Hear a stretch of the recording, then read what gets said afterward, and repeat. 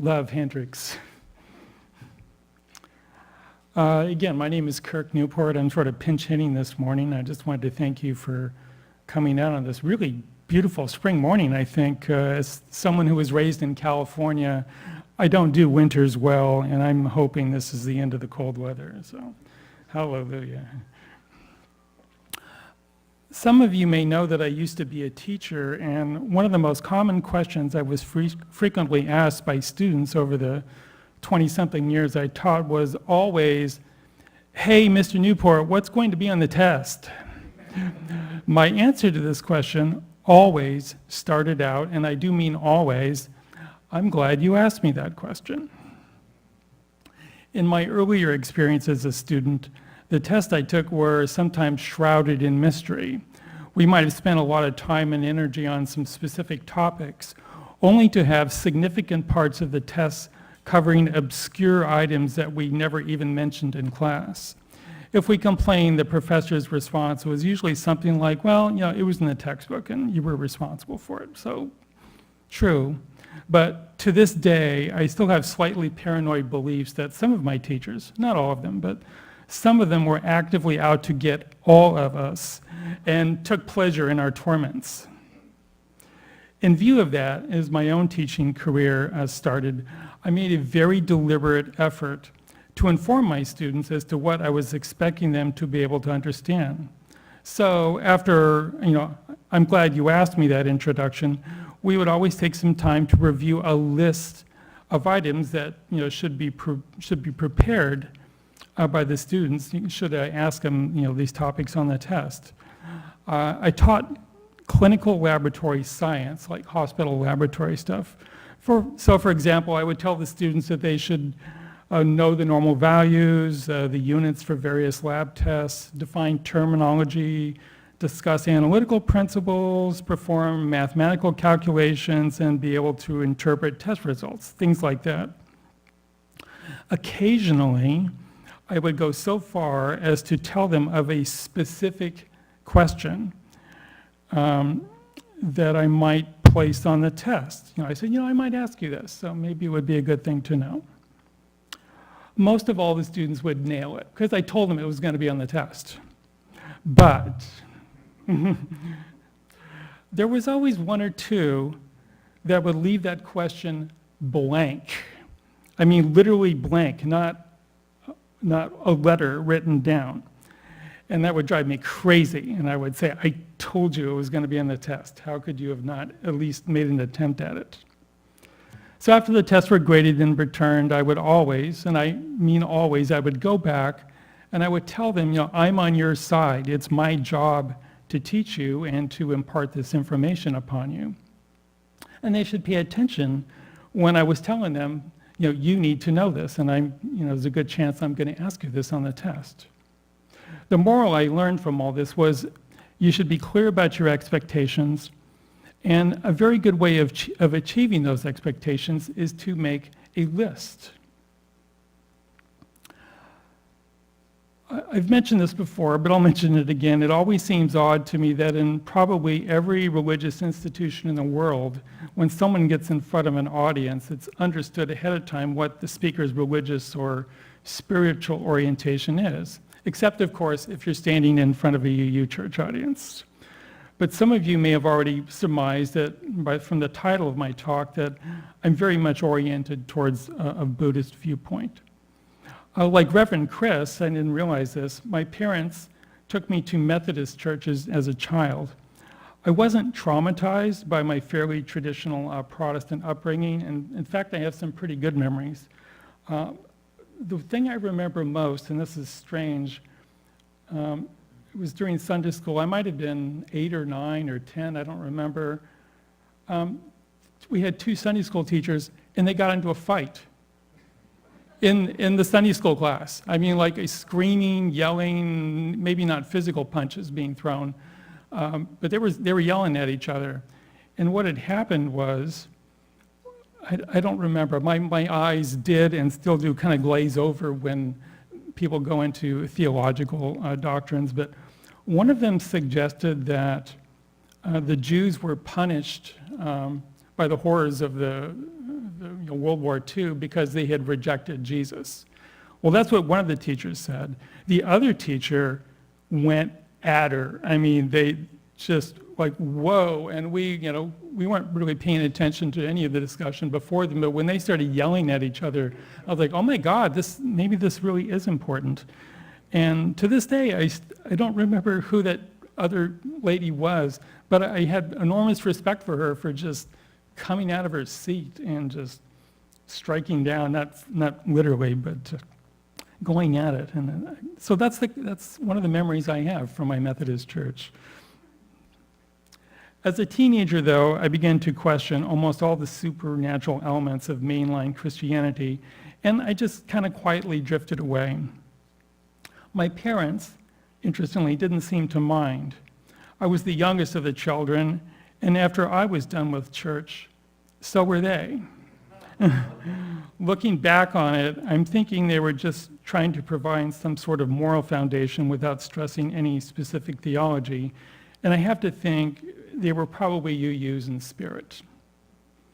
So along came Buddhism. I was a teenager, I was a young adult, and I had drifted away from Christianity, but I was attracted by the Buddhist lack of a magical, all-powerful deity that washed over us and kind of erratically, whimsically intervened to punish the wicked and reward the virtuous. It just didn't seem consistent with my experience in life. Buddhism, to my point of view, was elegant and kind of unencumbered with complicated theology that just seemed inconsistent with the natural world.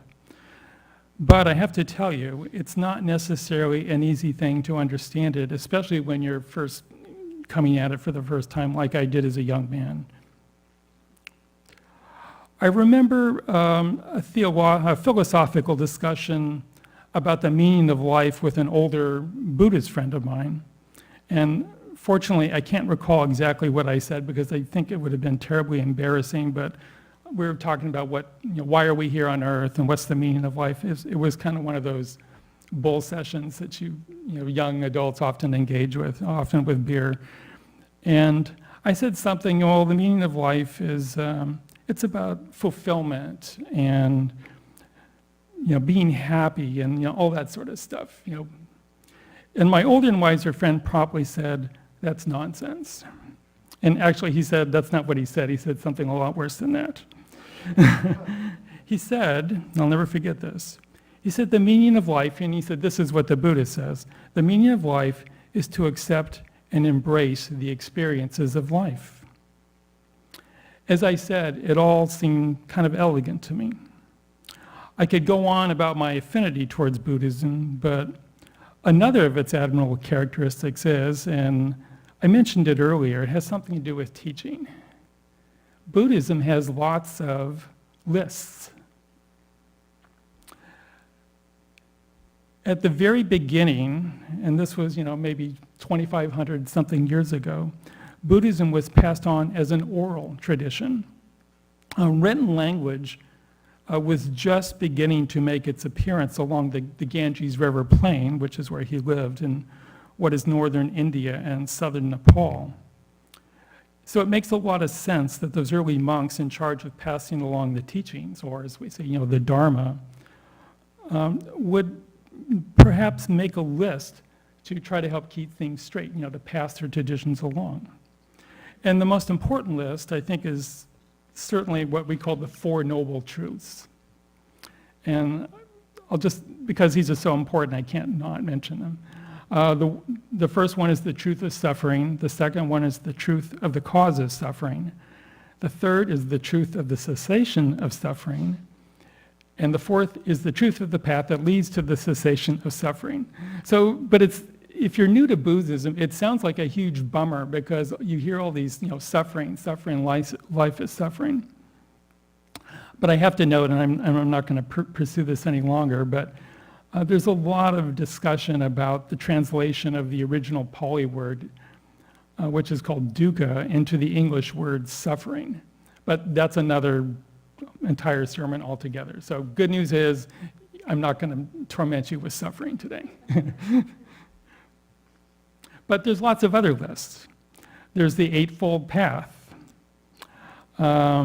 which is basically a laundry list of attitudes and actions required to cease suffering. There are 3 jewels, there are 3 poisons, there are 4 signs, there are 5 precepts, and I just stumbled in 1 or 2 others when I was looking through a glossary. So there's lots of lists in Buddhism. So I'm thinking that those early Buddhist monks must have been pretty good teachers. They couldn't have been too bad, because here we are some 2,500 years later still talking about their lists. But if I can go back to my teaching experiences for a moment, I often observe students having trouble assembling smaller pieces of information into a larger, coherent, consistent understanding of the big picture. The classic metaphor is not being able to see the forest through the trees. So regardless of what you teach, you're always talking about details, because details are always important. And then I would back up and ask them a really general question, and they were like, I don't know what you're talking about. I'm focused in on these little definitions in the book. And the same thing happened to me as a student. I think that's a classic challenge of learning any topic. So it's really easy to get focused in on the details, and it becomes much more difficult sometimes to sort of back up and see the big matter at hand. I struggled with the same problem when I first was trying to figure out Buddhism. If you get most books on Buddhism, you'll find a glossary in the back with lots and lots of terminology. To complicate matters, most of the terms are in Pali, which is the original language that was spoken in that part of the world at that time, and later became Sanskrit. So you've got a lot of words, and some of them you've heard of, Buddha, Bodhisattva, and probably the most famous is karma. Everyone knows what karma is, or they think they know what karma is, but they don't, because you have to study Buddhism to get a better idea of it. And I was going to do this. I'll do it real fast. I printed out a glossary that I found on the internet. So it's 1, 2, 3. There's like 6 or 7 pages of words, and as an early Buddhist student, I said, well, I'm going to learn all these words, and then it's all going to make sense to me. And it didn't make sense to me, because I was, again, focused in on the words, and I couldn't see the big picture. So I got lost in the forest for a while. But I persisted, and as I got older, I stopped trying to memorize all these glossaries, and I started going back to the lists, the 4 Noble Truths, the Eightfold Noble Path, and so and so.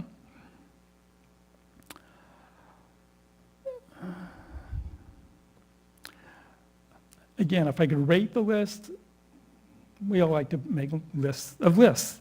I would say the 4 Noble Truths has to be at the first. That has to be at the top, because that's probably the biggest, broadest outline of everything else. But if I could give you a second list, it's probably not one that comes up very often, but I actually think it's perhaps the most important, at least second to the Noble Truths. And I'm going to call it the 2 Eyes, and hence the title of my sermon today. It's called The 2 Eyes of Buddhism. And I'm going to say it now, and there's going to be a quiz at the end of the sermon. The 2 Eyes, the first is impermanence, and the second one is interrelatedness. So impermanence and interrelatedness. I'm going to ask you that, so don't blank.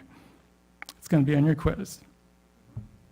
I'm going to show you how important they are to the big Buddhist picture, and I'd also like to try to demonstrate that they're really 2 sides of the same coin. And one of the things I like about Buddhism is that when you look at the big picture, it all kind of folds on itself. I don't think it digresses into the weeds and gets wrapped up in minutia. It seems to me there's a large, or not so large, but there's a coherent structure to it. And it all makes sense if you can just sort of back out and look at the big picture.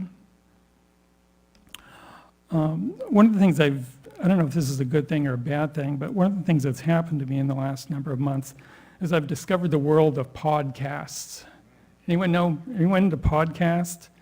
There's gazillions of them out there. I mean, I'm afraid to discover how many there are out there. And I'm tried to cherry pick a few that that I like. Some are on history, some are on Buddhism, some are on science. And I've stumbled into one in particular that I like called Mindscape. It's hosted by a theoretical physicist named Sean Carroll. You see him sometimes on these, popular science shows. He'll pop in and say something for 15 seconds about space-time or general relativity or whatever. But he's kind of interesting. The topics are often scientific, but not always. Once a month, his podcast is called AMA.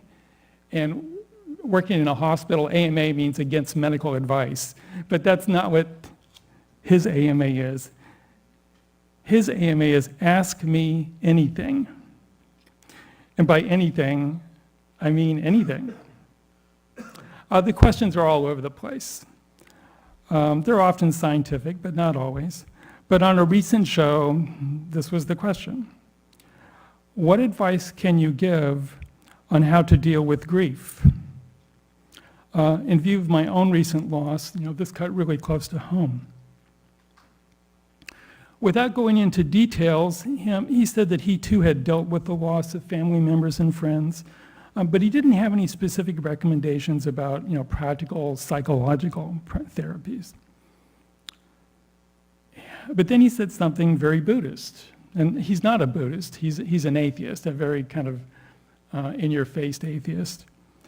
But what he said was, I thought, very Buddhist.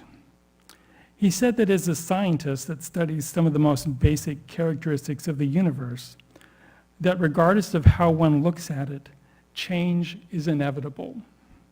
Nothing stays the same. Energy and mass and energy is changing forms, and the universe was born in a subatomic spot, and now it's gazillions of light. We don't really even know how big the universe is. We know how much we can see, but it's much, much bigger than that. It's changed quite a bit, and it will continue to change. Everything will change.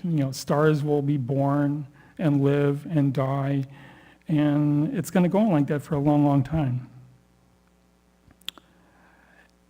As we are a part of this universe, as we are literally made up of the same stuff as the universe, it's only reasonable to embrace the fact that we will change as well. Impermanence is a characteristic of everything, and that was one of the primary teachings of the Buddha, was impermanence. You can look at impermanence in a lot of different ways. Certainly death is the one that immediately comes to mind. But you can look at impermanence in all kinds of different ways. And I had trouble writing this sermon because I was going to say, let's talk about all the different ways that impermanence can be applied to the world around us. And I said, oh my God, this thing's going to be 3.5 hours long. And I said, pull out of the dive, Kirk. You come back. So I'm gonna stop with without going into this long discussion of impermanence. But the second of the two I's, anybody remember the second one? Interrelatedness. You are good students. You're remembering. Interrelatedness is how we manage that change or impermanence.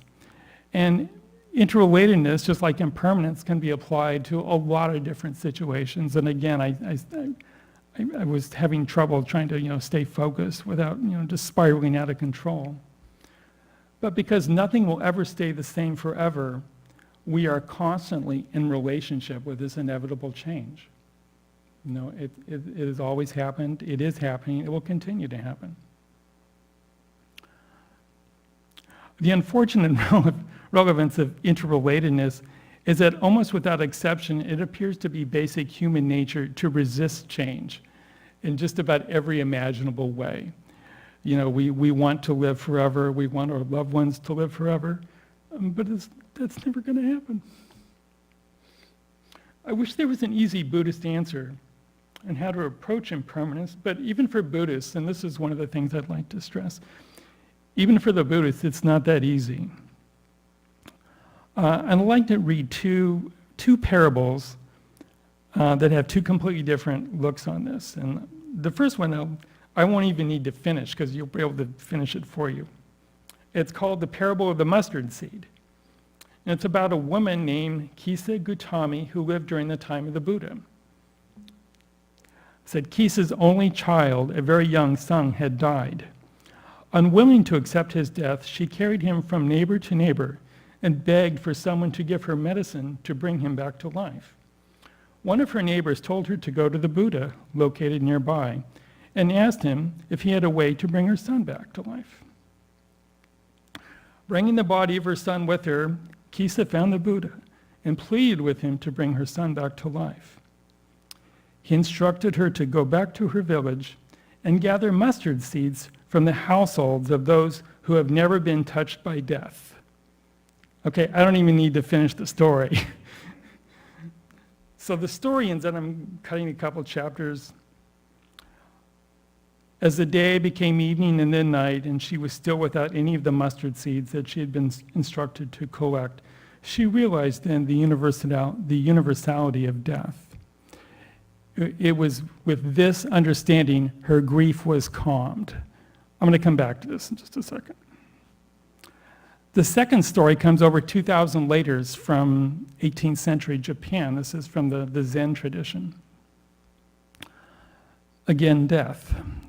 When Sajutsu, the great discipline of Hakuin, he was a great Zen master, was old. So when Tsucho was old, she lost her granddaughter, which grieved her very much. An old man from the neighborhood came and admonished her. "Why are you wailing so much?